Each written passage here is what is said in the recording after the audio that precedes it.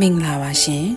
ဒီတစ်ခါတော့ကျမတို့အဖွဲ့သားတွေရွှေလာငွေလာအပင်လေးရှာရင်းနဲ့ချက်တူချက်ကိုရောက်ရှိခဲ့ကြတဲ့ဟာလေးကိုရိုက်ထားတာဖြစ်ပါတယ်ရှင်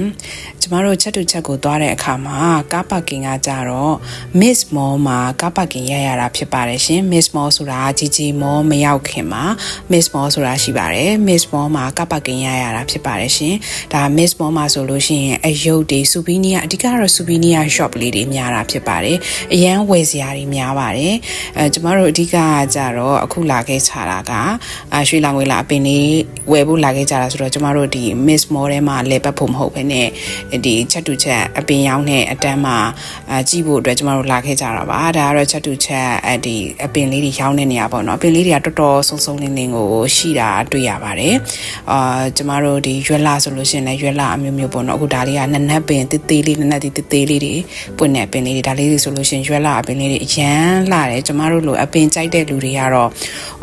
အိတ်ထဲကပတ်စံကုန်မသွားအောင်မနေထိန်နေရတာပေါ့နော်ဒါတော့မှကျမတို့ဒါ1000ဘိုးဝင်းကျင်လောက်ကိုကုန်သွားတာပေါ့နော်ကျမတို့စပယ်ပင်တွေဝယ်တယ်နှင်းစီပင်တွေဝယ်တယ်ရွှေလာငွေလာဆိုလဲ3-5အိုးကျမတို့ဝယ်ပစ်လိုက်တယ်ပေါ့နော်ဒါချက်တူချက်ကိုကျမတို့အကြောင်းမရှိပဲနဲ့ရုပ်တရက်ရောက်ရှိပြီးတော့ဒါရိုက်ဖြစ်ခဲ့တာလေးကိုပြန်ပြီးတော့မျှဝေပေးတာဖြစ်ပါတယ်ရှင်ချက်တူချက်မှာအပင်တွေအများကြီးရှိပါတယ်ရှင်အပင်ကြိုက်တဲ့လူတွေမသွားပါနဲ့ပတ်စံအများကြီးကုန်ပါတယ်ရှင်ကျေးဇူးအများကြီးတင်ပါတယ်ကြည့်ရှုပေးပါအောင်ရှင်